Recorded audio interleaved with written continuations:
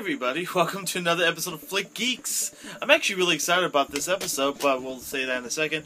I'm your host, Johnny D, and as always for the Here Today Gundam podcast, call us Barajas. Hello, everybody. Sorry, this is not really a Rockstar commercial. Anyway, this week's movie, we're going to be talking about a new documentary which doesn't come out. It's out on iTunes right now, but it's not coming out till September 10th in all digital formats.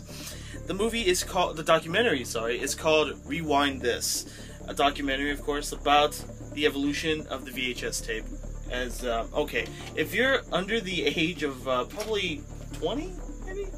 Well, like the last VHS that was released, big screen VHS release was in 2006. So it's 2013 now. Mm-hmm. So if you're under the age of 10, you probably don't know anything about this. Or you probably found them in your parents' old shoebox collection. You're like, what the heck is this? This is a funky DVD. Yeah, I know, right? So basically, this magnetic tape, as you see right here. See that? It'd be even crazier if you find Betamax. We'll get to that in a second. See, kids, this is called a VHS tape. See how thick and nice and. It looks like a big cassette tape, although you probably don't know what a cassette tape is. They don't know what a cassette tape is either. I would say a CD, but even though maybe now MP3 is the way of the future. No. Kids will at least kind of know CDs. Kind of know.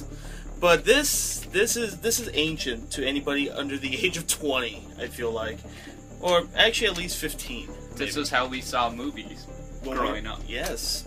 And do you remember your first VHS that you personally owned? Yes. That was actually mine, not my family's VHS? Yeah. I believe my first VHS that was mine was, it was Aladdin and the King of Thieves. Wow. The third Aladdin film. It was either that or X-Men. I want to say it was Aladdin King of Thieves because I think that one came out before X-Men. Yeah, of course. So that was my first VHS tape was that I purchased myself. You're good. Well, actually, you might not laugh because you're probably in with me, but maybe a lot of you will probably laugh at this. An episode of the Mighty Morphin Power Rangers. The third episode. I think it's called Food Fight. I think it's the third episode. It's the third or fourth. It's the first 10. One of the first 10 episodes, and they battle a big giant pig creature. Pudgy Pig. Yes, yeah, exactly. I recall. Yeah. Oh, there you goodness go. Of VHS. Yeah. Anyway, so yeah, I feel really bad because after watching this documentary, I feel like a fucking sellout.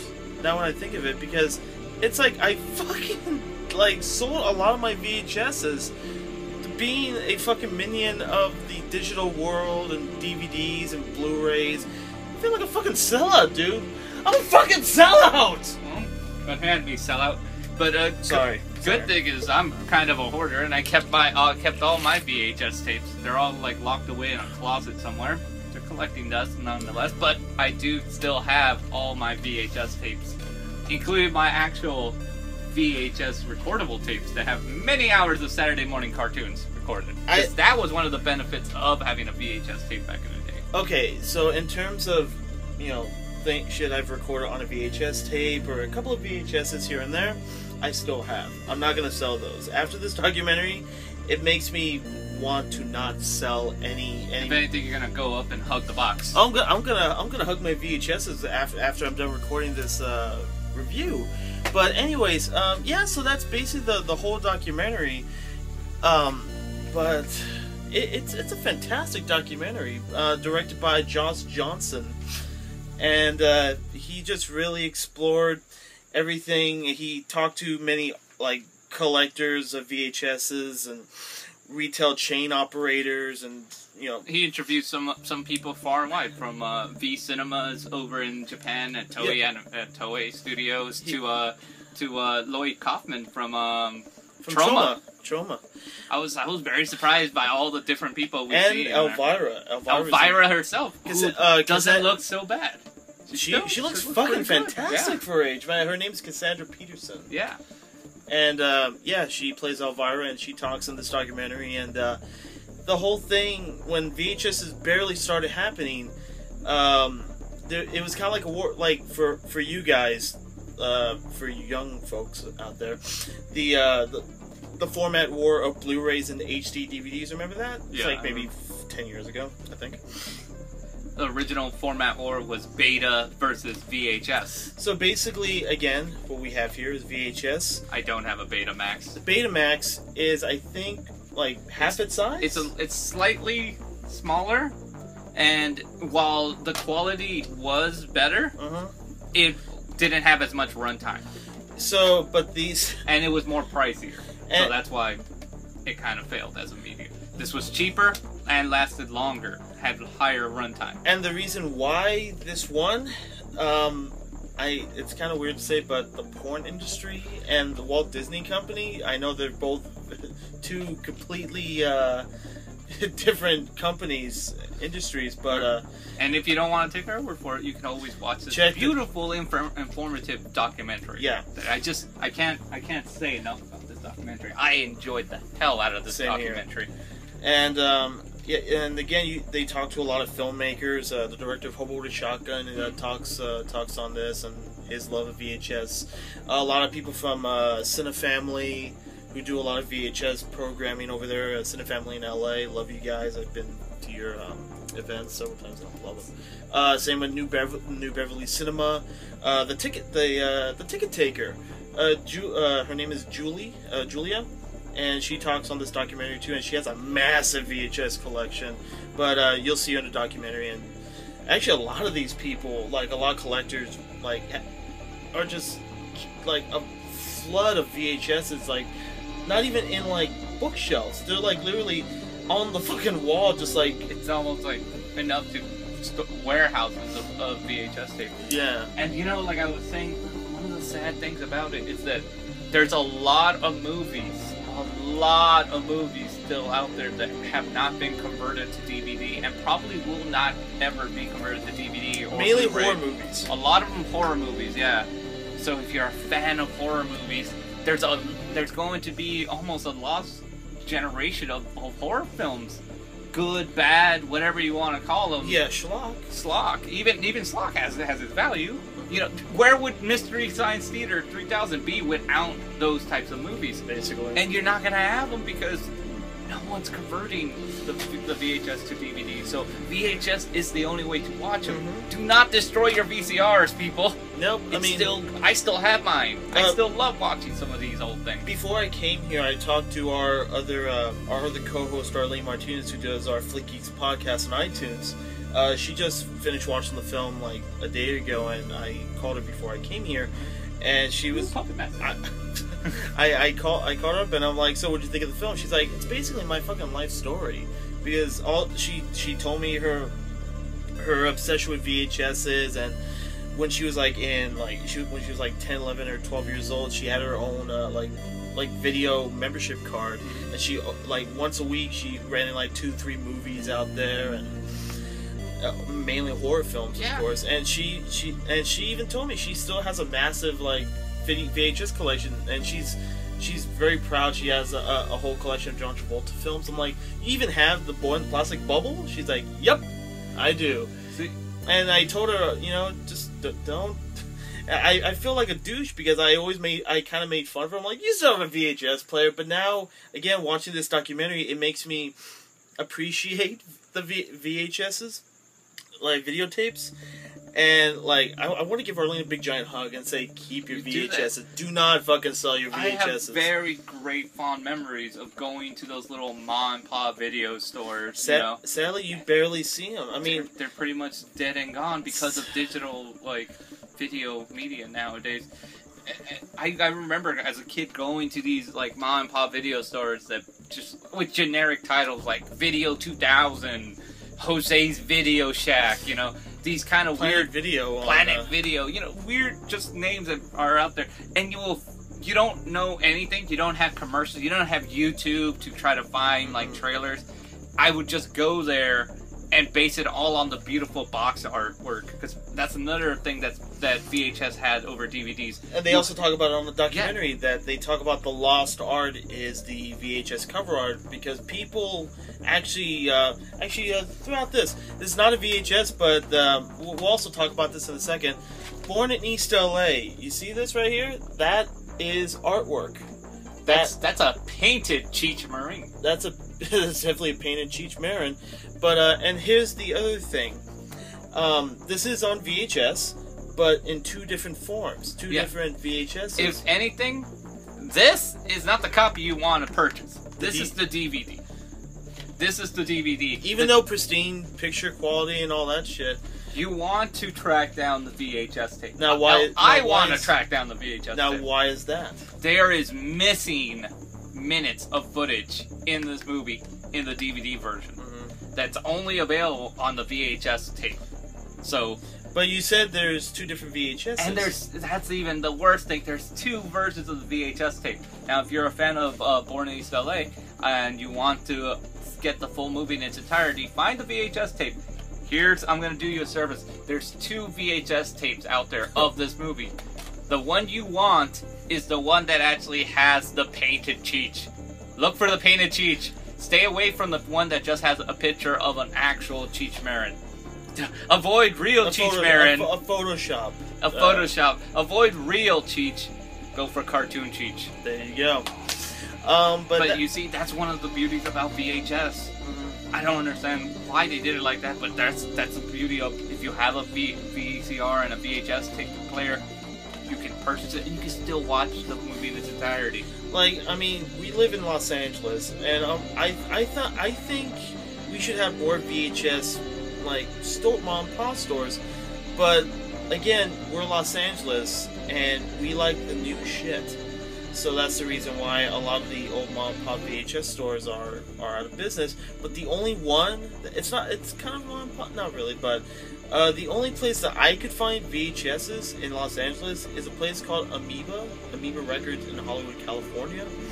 And those guys have a whole like a big wall collection of VHS tapes you can buy for like $1, like maybe up to $10. If you're chancy, you could always hit up flea markets and stuff like that. Oh, definitely, yeah. But you don't know what you're gonna get. So that's the whole fun. That's the whole fun of it. Like, you don't know what you're gonna get. You can get the most obscure fucking movie of all time, or you can buy the 2-cassette version of Titanic. Little known fact: this is a Japanese cartoon. So it's not a porno. No, okay. It's not. This is a Japanese cartoon called Voltage Fighter Go Kaisen. Okay. And I bought it at a flea market for $1. Very nice. I can find it on DVD. The DVD's out of print, much like the VHS copy. But the difference is, I bought this tape for like $1. I can still find the VHS for like under $5. The DVD is like over $30. Shit. So, if you want this and you want to actually own it, go for the VCR tape. It'll save you money, and you'll be like, it's the same kind of thing. Maybe it's not as crisp, but you know what? It's an old thing. Yeah. It's not going to be like digitally restored anyway. But you're going to own it, and you'll save so much money. If you're on a budget, if you want movies on a budget, go with your VHS tape. And speaking of restoration, it's just very sad that, like, I mean, since the VHS tape is practically deteriorating, like, I mean, that's the only, like if somebody wants to do a recut of a movie or anything, like, and they don't have any like film strips or anything, their last resort is the VHS tapes, and even the VHS tapes are not deteriorating and everything. Like, for instance, if you watch the director's cut of Army of Darkness on DVD or VHS, if any of you guys have the VHS version of the director's cut, basically you'll see the film, but then there's those added scenes, but the added scenes don't look good. They actually are taken straight from a VHS copy. All the deleted scenes added back into the Army of Darkness director's cut. And that's practically, I feel like that might be the only way we'll ever see the director's cut of Army of Darkness. Which is too bad, because the director, I dig the director's cut. My brother is a big Army of Darkness fan. He hates the original ending. I kind of like it. I kind of like the original ending. I mean, Was it the reason ending when he slept too long?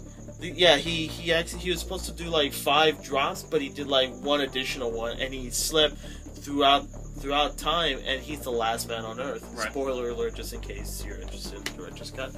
But anyways, yeah. So what else? What else did we learn in this documentary?